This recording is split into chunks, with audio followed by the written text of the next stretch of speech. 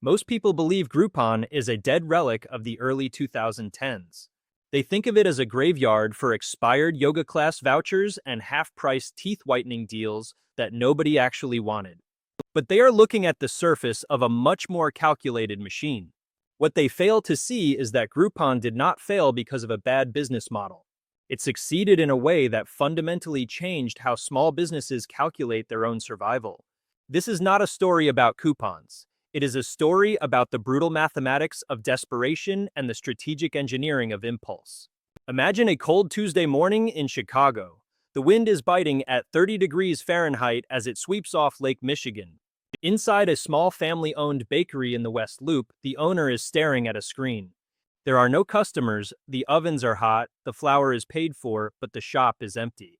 Then a notification pings. This is the moment the trap is set. Is it a lifeline for a struggling entrepreneur?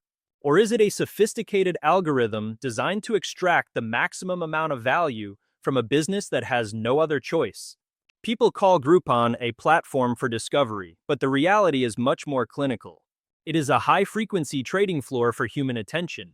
In its prime, Groupon was adding users at a rate that would make a Silicon Valley unicorn blush. They reached a valuation of $13 billion faster than almost any company in history. Think about that figure. That is more money than the entire annual GDP of some small nations, all built on the idea of selling things for 50% off. But here is the cold truth. For Groupon to win, the merchant often has to lose. This was not a flaw in the system, it was the feature. When a local coffee shop offers a deal for $5 that normally costs $10, Groupon takes half of that remaining $5. The business is left with $2.50 to cover a product that costs $4 to make. Why would any rational person agree to this? Is it because they believe in the power of marketing? Or is it because the system has made the alternative, invisibility, a death sentence? In the American suburbs, the Groupon effect became a cultural phenomenon. From the parking lots of strip malls in Ohio to the high-end spas of Manhattan, everyone was chasing the same high. But while consumers felt they were beating the system, they were actually the product being sold. Every click, every zip code entered, and every expired voucher was a data point in a grand design to map the spending habits of the American middle class. Did we really need that discounted indoor skydiving session?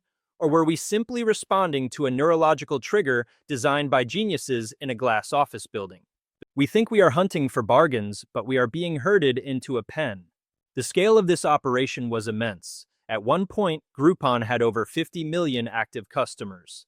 That is like every single person in the states of California and Pennsylvania combined, all waiting for a daily email to tell them what to buy. The paradox of Groupon is that its greatest success was also its most destructive force. By creating a world where everything is perpetually on sale, they eroded the very concept of value. This was a masterstroke of psychological warfare.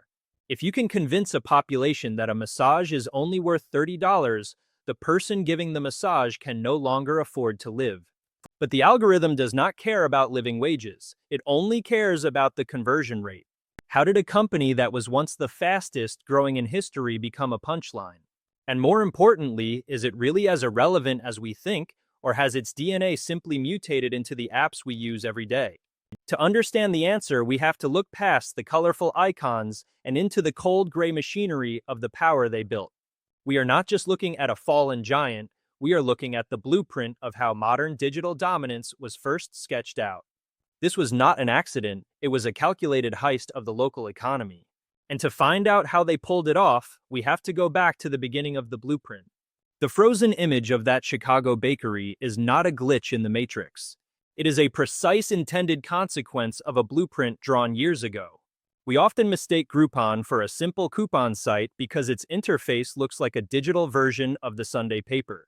But that is the first deception. In reality, Groupon built a fortress of data and a moat of merchant dependency that redefined the physics of the local marketplace. They did not just sell deals, they engineered a system of power that forced every dry cleaner, pizza parlor, and nail salon to choose between slow death or a rapid, expensive transfusion of Groupon customers. How did they gain this leverage so quickly? It was not magic. It was the clinical application of three strategic pillars that I call the Trinity of Domination. First is the invisible monopoly.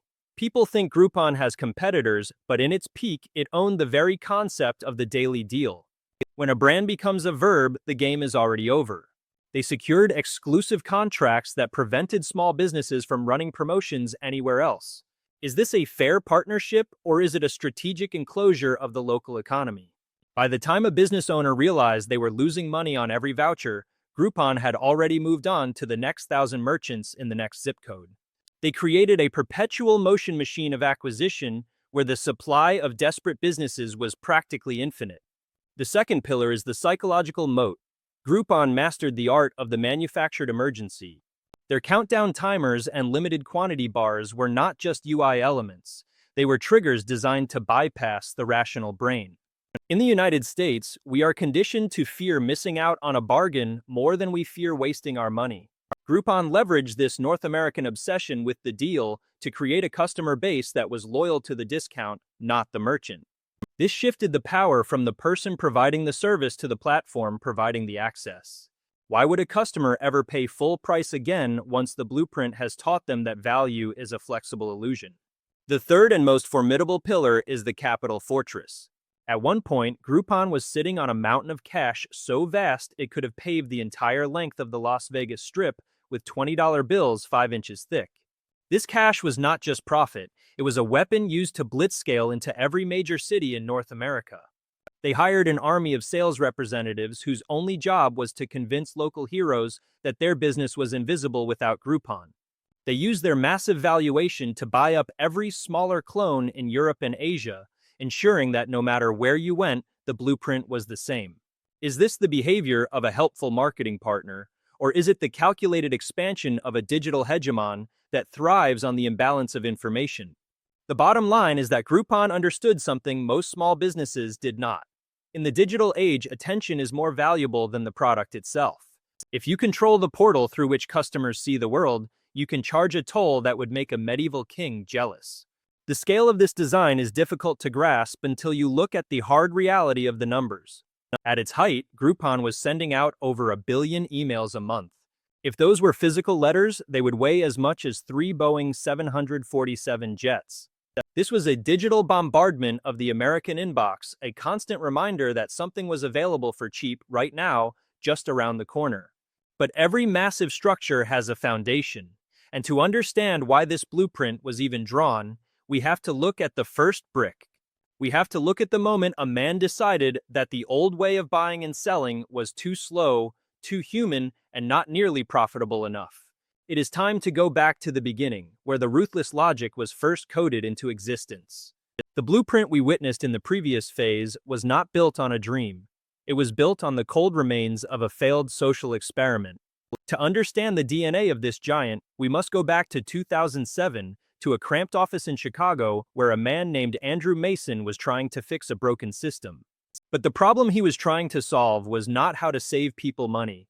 It was how to solve the collective action problem. Before Groupon was a multi-billion-dollar coupon machine, it was a platform called The Point, designed to organize people for social causes. It was a noble pursuit, but it was failing. It was a bleeding heart in a city that only values the bottom line. The pivot from social activism to ruthless capitalism was not a gradual shift. It was a calculated surgical strike. Mason realized that people would not organize to save a park, but they would move in droves to save $10 on a pizza. This realization was the birth of the ruthless logic that governs the brand today. They took the mechanics of collective action and weaponized them for consumerism. The first deal ever sold was for a pizza place in the lobby of their own building. It was a half-price offer that required 20 people to sign up before it became active. This was the birth of the tipping point. In the 1990s and early 2000s, the American retail landscape was a mess of paper flyers and inefficient mailers. Small businesses were bleeding cash trying to reach customers who were increasingly living their lives online. Groupon stepped into this structural gap with a solution that seemed perfect. But perfect for whom? The genesis of Groupon was marked by a decision to prioritize scale over sustainability. They realized that if they could grow fast enough, they could become the gatekeepers of the local economy before anyone had time to do the math. This was the era of the blitz scale. In the corporate offices in Chicago, The air was thick with the smell of expensive coffee and the sound of hundreds of sales reps dialing for dollars. The temperature of the room was irrelevant because the heat of the growth was all that mattered. They were hiring people so fast they did not have enough desks. It was a digital land grab. This period was not about building relationships with merchants. It was about securing the territory. It was about creating a reality where a business owner felt that if they were not on Groupon, they did not exist. Is this the story of an innovative startup helping the community? Or is it the story of a predatory algorithm that identified the weakness of the American small business and exploited it for rapid valuation? We see the echoes of this genesis in our daily lives today. Every time you see a flash sale on your phone or a limited time offer on an app, you're looking at the direct descendants of that first pizza deal in Chicago. That one line of code that required 20 signups has evolved into the complex algorithms that now predict exactly how much of a discount you need to see before you surrender your credit card information.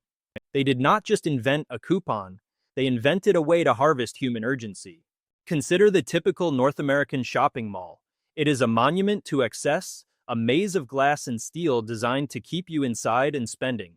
Groupon took that entire physical experience and compressed it into a single daily email.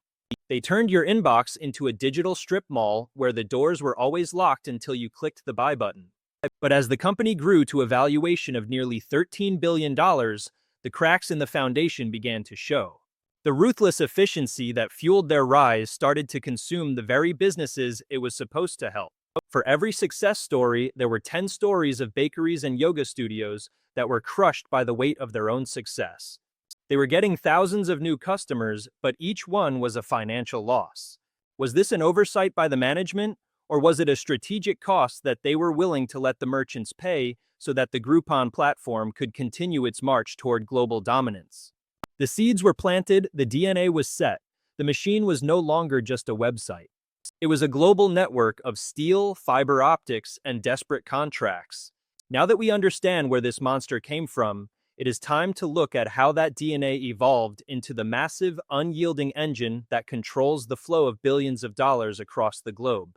Those small choices from the past have now manifested into a colossal entity of steel and fiber optics. The seed has taken root, and the roots have become a massive neural network covering the entire continent, quietly controlling the rhythm of our daily lives.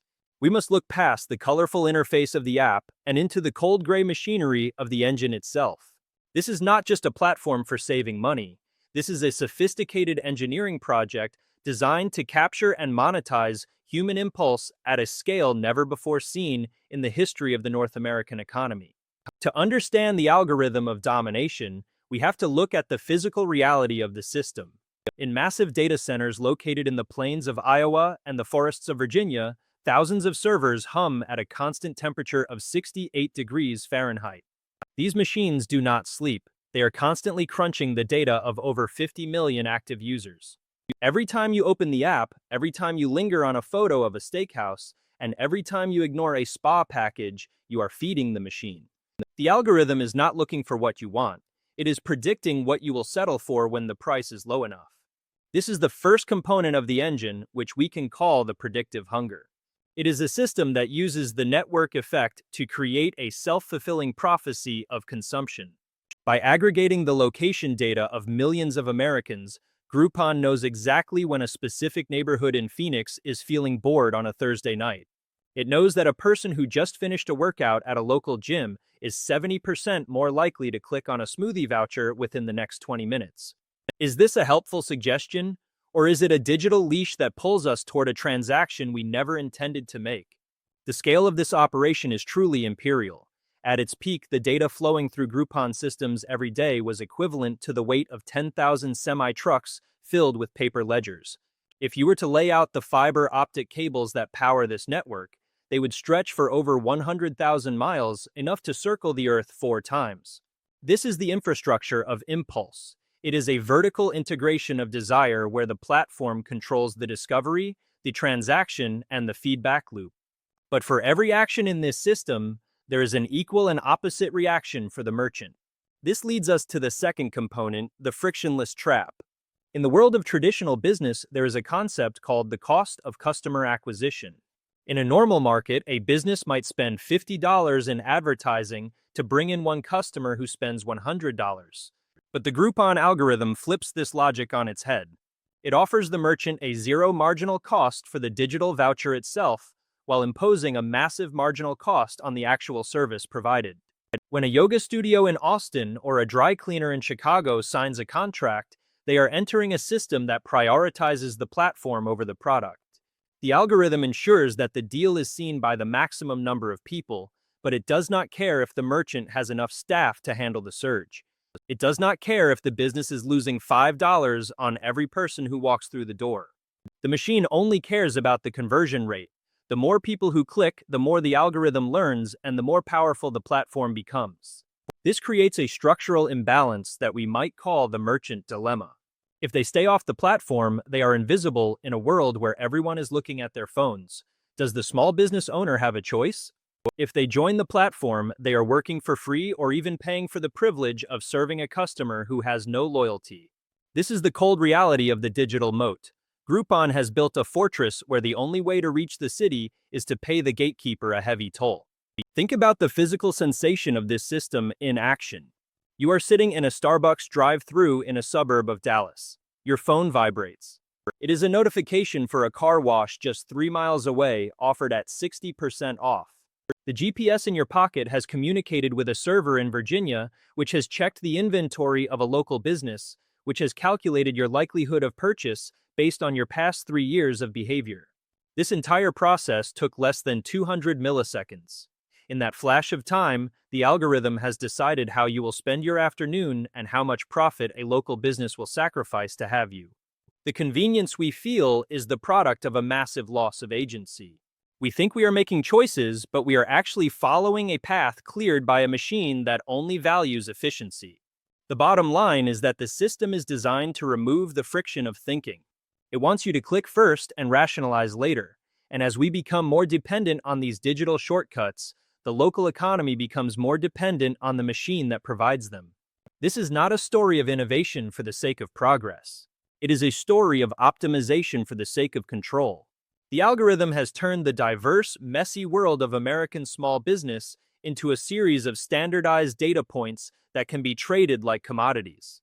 We have traded the soul of our neighborhoods for the convenience of a discount. But as the engine became more powerful, it also became more hungry. To keep the growth moving, it needed more than just data. It needed to eliminate the competition. It needed to turn the market into a battlefield where only the most ruthless strategy could survive. The machine was now perfect, but a perfect machine is not built to stand still. It was time to take this power and turn it into a weapon. It was time for the strategic bloodbath to begin. The billions of data points we discussed and the thousands of miles of fiber optics were no longer just tools for efficiency. They were now the components of a weapons system designed to clear the battlefield. In the high-stakes boardrooms of Chicago and New York, the conversation shifted from user growth to total market annihilation. This was the transition from a startup to a military operation. We often imagine business competition as a series of polite innovations and better products. But in the reality of the digital landscape, it is a war of attrition where the goal is to leave the opponent without a single breath of oxygen. Before the blood hit the floor, there was the fog of war. In 2010 and 2011, the daily deal space was a chaotic frontier. There were hundreds of clones. Living Social was rising with the backing of Amazon. Even giants like Google and Facebook were trying to enter the arenas. The incumbents looked at Groupon and saw a lucky trend. They thought they were playing a game of checkers, while Groupon was already moving the pieces in a grand chess match designed to end in checkmate within 3 moves. Did the competitors really think that having a better website would save them? Or did they underestimate the sheer velocity of a company that was willing to burn through hundreds of millions of dollars to secure every street corner in North America? To understand how Groupon won this war, we have to analyze the 3 masterstrokes that defined their strategic bloodbath. The first masterstroke was the scorched earth acquisition strategy. Groupon did not just compete with its rivals, it swallowed them. They used their massive valuation like a blank check to buy up competitors in Europe, Asia, and across the United States. If a clone started gaining traction in a specific city, Groupon's sales army would descend like a swarm. They would either buy the company for pennies on the dollar or they would spend 10 times more on marketing in that specific zip code until the rival went bankrupt. This was not about synergy, it was about removing choices from the board. The second masterstroke was the exclusive chokehold. This is where the algorithm we discussed earlier became truly predatory. Groupon began inserting clauses into their contracts that prevented small businesses from working with any other deal site for months or even years. If a local spa in New Jersey wanted the massive traffic that Groupon provided, they had to agree to stay off Living Social or Google Offers. This turned the local merchant into a piece of private property. By the time the rivals realized they had no merchants left to sign, the war was already over. The third masterstroke was the valuation blitz. By maintaining a narrative of explosive growth, Groupon kept its stock price and private valuations sky high. This allowed them to raise capital at a rate that made it impossible for smaller firms to keep up. When you have $2 billion in the bank and your closest competitor has 50 million, you do not need to be better. You just need to be louder and more persistent. But was this a victory for the consumer? Or was it the beginning of a digital monopoly that would eventually turn its back on the very people it claimed to help? The purge by efficiency was not just a corporate metaphor. It had physical consequences. While a competitor like Living Social might take 2 weeks to launch a campaign for a restaurant in Virginia, Groupon's system could do it in 2 hours. Their sales representatives were trained like elite soldiers, hitting the pavement in every major city from Seattle to Miami. They knew the exact profit margins of a dry cleaner and the exact slow hours of a bowling alley. This level of intelligence allowed them to crush the competition by offering terms that were just attractive enough to keep the merchants coming, but just expensive enough to ensure that no other platform could undercut them. It was a mathematical cage. If a rival tried to offer a better split to the merchant, Groupon would simply use its data to prove that their reach was 10 times larger. They turned scale into a crushing weight. The aftermath of this bloodbath was a transformed landscape. By 2012, the hundreds of clones had vanished. The small startups that tried to innovate in the local space were gone, leaving behind only the wreckage of failed business models. The market was no longer an open field of competition, it had become a managed enclosure. But as the smoke cleared, the world began to see the true cost of this victory. The strategic bloodbath did not just kill the competitors, it wounded the entire ecosystem of local business. The victory was total, but the cost was transferred to the people at the bottom of the pyramid. The empire was now at its peak, standing on the debris of its rivals, but the cracks in the foundation were beginning to widen. The celebration is over. Now we are faced with a bill as heavy as the trophies the empire has won. We must now look at the structural friction that this massive victory created. Because when a machine becomes this powerful, the friction it creates can burn the entire system down. We often assume that once a company dominates a market, the story becomes one of quiet maintenance. But in the case of Groupon, the very mechanisms that secured their victory were the same ones that began to tear the fabric of their reputation. The cracks in perfection did not appear as a sudden collapse. They appeared as a slow, grinding heat within the engine. By 2012, the air in the Chicago headquarters felt different. Even with the thermostats set to a precise 72 degrees Fahrenheit, there was a fever in the building. The stock price, which had debuted with such fanfare, began a slow and painful descent. This was not just market volatility, it was the hard reality of a system that had externalized its costs until there was no one left to pay them. Is this the natural life cycle of a disruptive innovator?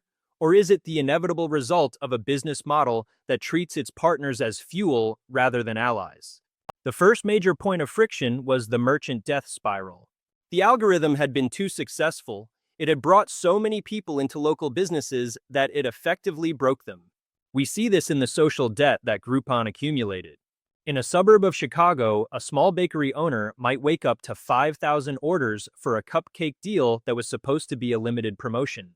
To fulfill those orders, she has to work 20 hours a day and hire extra staff at $15 an hour, all while losing $2 on every cupcake sold.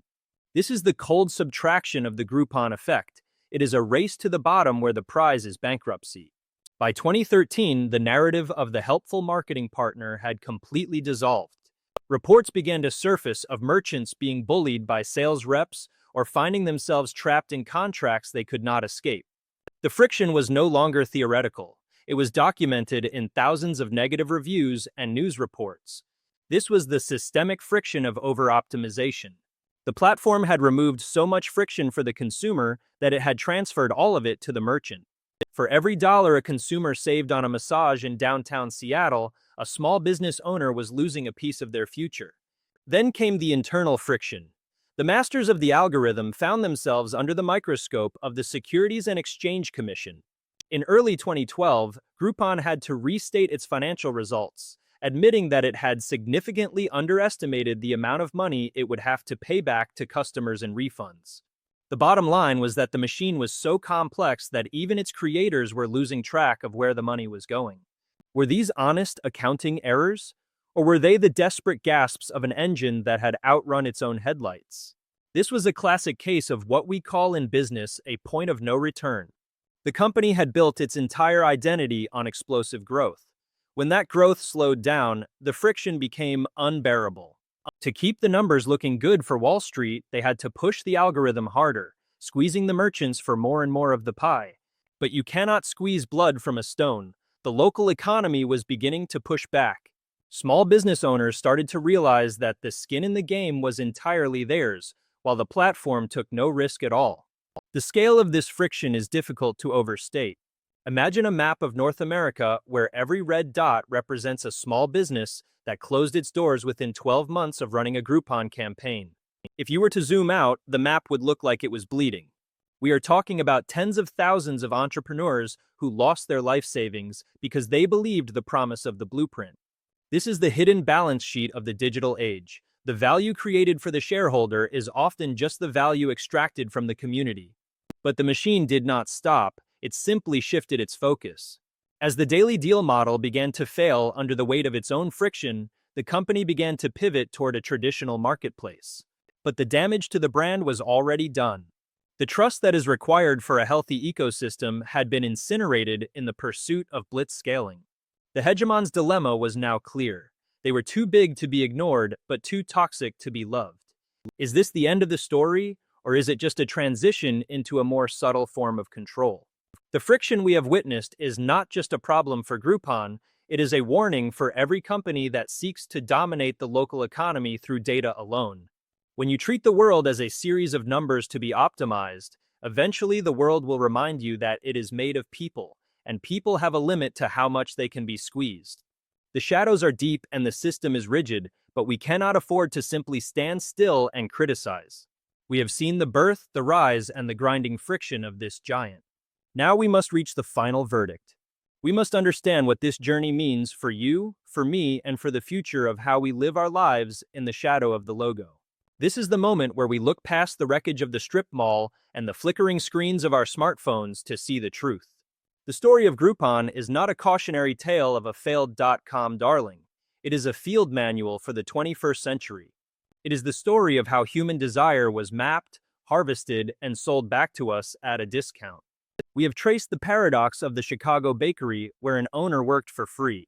We have dissected the ruthless DNA of a social experiment turned into a capitalist weapon. We have watched the strategic bloodbath that cleared the landscape of competition. And we have felt the grinding friction of a system that treats the local economy like a battery to be drained. Now, as the masterminds of this architecture, we must face the final synthesis. This is not just about a company that sold coupons. It is about the algorithmization of the American neighborhood. It is the realization that in a digital world, the person who controls the map controls the destination. Groupon was the first to prove that you could hold an entire city hostage by simply standing between a business and its customers. They were the pioneers of the digital toll. They showed that you do not need to own an oven to profit from a pizza. You just need to own the attention of the person who is hungry. To survive in this new reality, we must understand the master playbook. There are 3 immutable laws that govern the empire that Groupon built, and these laws now apply to every app in your pocket. The first law is the law of the invisible toll. In the old world, a business paid for its location. A store on Fifth Avenue in Manhattan paid more than a store in a quiet suburb because of the foot traffic. But in the digital age, foot traffic has been replaced by eye traffic. Groupon taught the world that the most valuable real estate in America is the 3 inches of glass in your pocket. If you control the portal through which a customer sees their options, you can extract a fee that would make a medieval king blush. They proved that a platform with zero physical assets could take 50% of the profit from a business that spent 30 years building its reputation. This is the fundamental physics of our time. Convenience is the currency, and the gatekeeper always gets paid first. The second law is the principle of predatory convenience. We like to believe that we are rational actors making informed choices in a free market. We think we are hunting for bargains, but the algorithm knows the truth. It knows that for $10 off a meal or $5 off a car wash, the average American will surrender their data, their loyalty, and the long-term survival of their community. This is a psychological siege where the walls are made of discounts. Groupon leveraged our North American obsession with the deal to create a customer base that was loyal to the discount, not the merchant. We are not the customers, we are the fuel. We traded the soul of the main street for a voucher that expires in 90 days. The third law is the illusion of strategic sovereignty. Many people believe they can opt out of this system. They think they can ignore the notifications and live outside the algorithm, but the infrastructure is now total. The fiber optic cables we discussed, stretching for over 100,000 miles, are not just carrying data. They are carrying the new rules of reality. From the cornfields of Iowa to the towers of Chicago, the logic of the Blitz scale has become the standard operating procedure for every company that wants to move the needle. You cannot opt out of a system that has already mapped your desires before you even feel them. The bottom line is that the house always wins because the house owns the software. What does the horizon look like 10 years from now? Imagine the year 2036. The giant we call Groupon may be a shadow of its former self, but its ghost is everywhere. It lives in the apps that deliver your dinner and the services that drive you to the airport. The distinction between a local business and a digital vassal will be gone. Every coffee shop and every dry cleaner will be a standardized data point in a global machine that optimizes for efficiency and ignores the human cost. We are moving toward a world where the price of everything is known, but the value of nothing is respected.